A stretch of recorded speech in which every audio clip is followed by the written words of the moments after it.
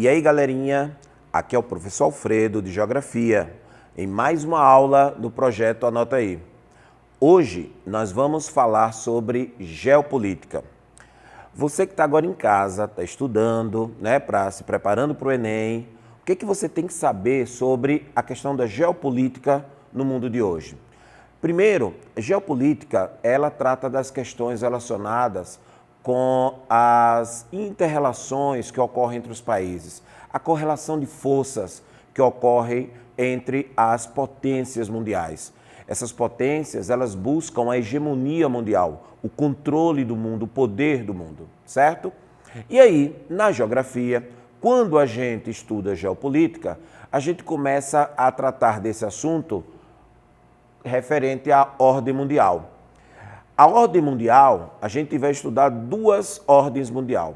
A antiga, a velha ordem mundial, aquela da época da Guerra Fria, que ocorreu logo após a Segunda Guerra Mundial, e a ordem multipolar, que é a ordem atual, que é a da atualidade, onde os países eles disputam mercados consumidores. A disputa agora é uma disputa econômica, certo?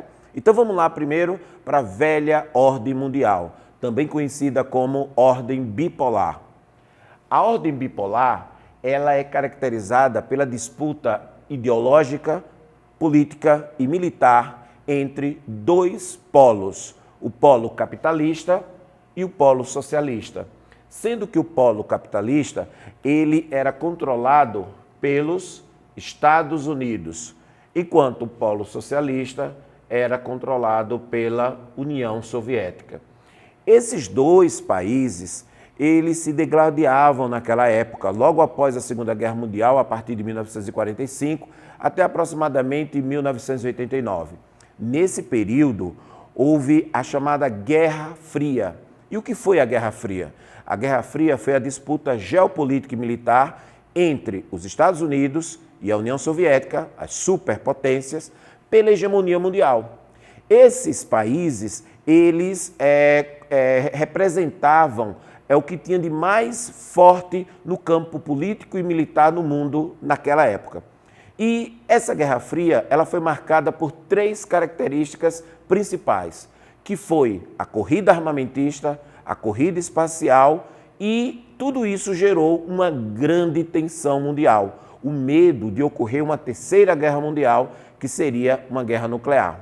Lembrem que a Segunda Guerra Mundial ela acabou quando os Estados Unidos detonaram duas bombas atômicas nas cidades de Hiroshima e de Nagasaki, não é? Então, a próxima guerra que tivesse, imaginava-se naquela época, né, que poderia ser uma guerra nuclear e poderia pôr fim com a vida do planeta Terra como um todo. Tudo bem? Então vamos lá. Durante esse período da Guerra Fria e dessa disputa política e ideológica entre o capitalismo e o socialismo, entre os Estados Unidos e a União Soviética, os dois blocos formaram alianças militares e alianças econômicas. As alianças militares foram a OTAN e o Pacto de Varsóvia. Você pode perguntar, professor, o que eram essas alianças? Essas alianças militares, elas formavam grandes exércitos dos países capitalistas e os exércitos dos países socialistas, sendo que a OTAN era liderada pelos Estados Unidos. Professor, mas o que é a OTAN? O que significa esse nome aqui, essa sigla OTAN? Significa a Organização do Tratado do Atlântico Norte. Essa organização foi criada pelos Estados Unidos e pelos países da Europa Ocidental, né? E também do Canadá, por exemplo, que formavam, né, o bloco capitalista. Esses países, eles uniram seus exércitos e em caso de invasão, de ataque do inimigo, todos iriam se unir e atacar o inimigo. A mesma coisa o Pacto de Varsóvia. O Pacto de Varsóvia foi a aliança socialista, a aliança militar socialista, criada e liderada pela União Soviética, formada pelos países socialistas do leste europeu, como Tchecoslováquia, Romênia, Polônia e a antiga União Soviética que liderava o polo, tá certo? Também durante esse período da Guerra Fria foram formadas também alianças econômicas. É isso mesmo. Porque os países, depois da Segunda Guerra Mundial, eles estavam arrasados pela guerra, principalmente os países da Europa Ocidental. Então, os Estados Unidos criaram um plano Marshall, um plano de ajuda econômica, né, para recuperar as economias da Europa Ocidental. Mas não foram só países da Europa Ocidental que receberam a ajuda do Plano Marshall. Por exemplo, o Japão também recebeu a ajuda do Plano Marshall. Você vai dizer, mas professor, peraí, o Japão não era inimigo dos Estados Unidos lá na Segunda Guerra Mundial, não é? Ele era. Os Estados Unidos jogaram 2 bombas atômicas no Japão, a guerra acaba em 45, mas depois da guerra o Japão fica aliado dos Estados Unidos. Foi a forma que os Estados Unidos utilizaram, né, para impedir o crescimento do socialismo no mundo. Eles emprestaram dinheiro, né, para os países capitalistas, como o Japão, por exemplo, Inglaterra, França, Alemanha Ocidental. E aí o que foi que aconteceu nesse período? Eles formaram um grupo capitalista, né, o grupo deles, que era o polo capitalista, a partir da criação do Plano Marshall, a partir dessa ajuda econômica, tá certo? Em contrapartida, a União Soviética criou o Comecon. O Comecon era o Conselho de Assistência Econômica Mútua, criado pela União Soviética para ajudar as economias socialistas, né, dos países socialistas. Então, esse aqui era o cenário da chamada Ordem Mundial Bipolar, no qual, nessa época, os países eram classificados em países de primeiro mundo, países de segundo mundo e países de terceiro mundo. Sendo que os países do primeiro mundo eram os capitalistas, os do segundo mundo eram países socialistas e os países do terceiro mundo também eram capitalistas. Sendo que os países do primeiro mundo eram capitalistas desenvolvidos e os do terceiro mundo capitalistas subdesenvolvidos. Tá certo? Então vamos lá. E essa Guerra Fria, ela acaba como? E ela acaba quando? Ela acaba quando as economias socialistas, principalmente a economia da União Soviética, entra em colapso. E aí, consequentemente, acaba a União Soviética. As repúblicas que faziam parte da União Soviética deixam de existir. Por quê, professor? O que foi que aconteceu na União Soviética? Lá na União Soviética, chegou ao poder o Mikhail Gorbachev. E aí ele implementa 2 mudanças no país que ele tenta reerguer a economia da União Soviética. Então, primeiro, ele cria a perestroika.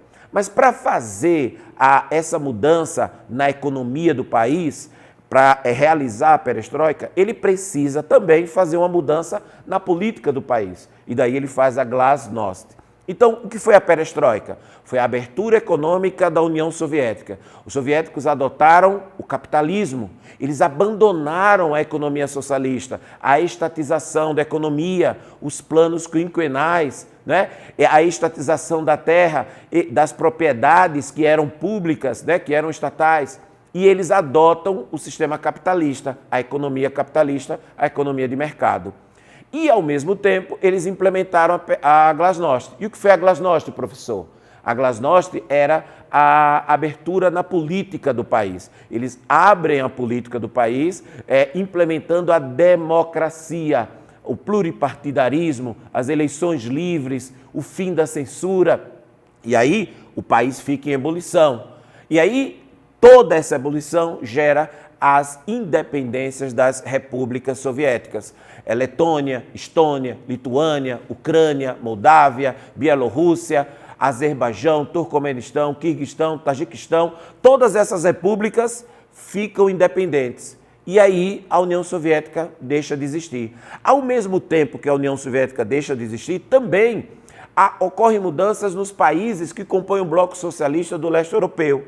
Países como a Tchecoslováquia, ela acaba se separando em República Tcheca e República da Eslováquia.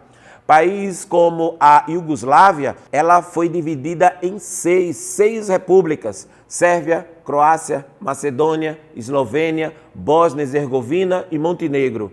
E aí o que foi que aconteceu? Ela acabou se desmantelando, deixou de existir, não é? Igual a Tchecoslováquia, que também deixou de existir. Além disso, países como Polônia, Albânia, Romênia, elas deixaram de ser países socialistas e adotaram um sistema capitalista. Essa influência chegou até a Alemanha Oriental, onde tinha a cidade de Berlim e o Muro de Berlim. E aí, em 1989, cai o Muro de Berlim. E a queda do Muro de Berlim é o marco histórico que marca o fim da Guerra Fria. A Guerra Fria acaba quando cai o Muro de Berlim. E um ano depois, na verdade, 9 meses depois, ocorre a reunificação das Alemanhas. As Alemanhas, a Alemanha Ocidental e a Alemanha Oriental, elas são reunificadas. E aí forma uma Alemanha só, que é a Alemanha de hoje, aquela do 7-1, tá certo? Então vamos lá. Então, o fim da Guerra Fria ocorre com a queda do Muro de Berlim. A outra parte da aula de hoje, a gente vai falar sobre a questão da ordem multipolar. Vimos a ordem bipolar, que é a divisão do mundo em 2 polos, político-ideológicos, né? Capitalista e socialista. Capitalista, liderado pelos Estados Unidos, socialista, liderado pela União Soviética. Só lembrando que não foi só o mundo que ficou dividido em países capitalistas e socialistas, mas também a Europa Ocidental, capitalista, Europa Oriental, socialista. Também foi dividida a Alemanha em Alemanha Ocidental e Alemanha Oriental, a ocidental capitalista, a oriental socialista. A capital da Alemanha, Berlim, também foi dividida em 2, Berlim Ocidental e Berlim Oriental, uma capitalista e outra socialista. E até a Coreia foi dividida em 2, Coreia do Norte e Coreia do Sul. E essa divisão existe até hoje, a Coreia do Norte socialista e a Coreia do Sul capitalista, tá certo? Então, depois do fim da ordem bipolar, né, do fim da Guerra Fria, do fim dessa capitalismo e socialismo, surge então a ordem multipolar. Essa ordem multipolar, ela leva em consideração a influência econômica. E aí nesse grupo aí a gente pode relacionar 3 polos de poder, 3 grandes polos de poder.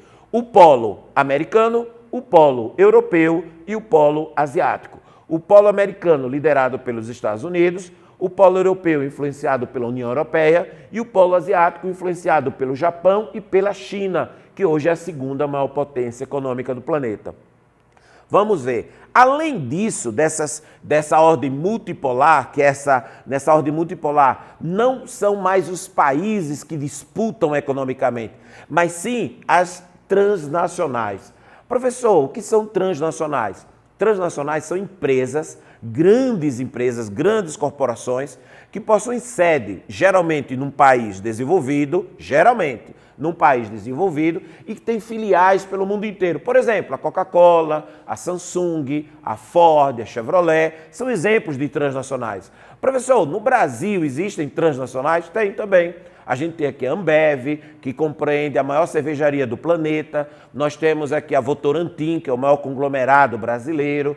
Nós temos também a BRF, ou Brasil Foods, que é a junção da Sadia com a Perdigão, que é no ramo alimentício. Nós temos a JBS, que também no ramo alimentício, que é a maior exportadora de carne bovina do planeta.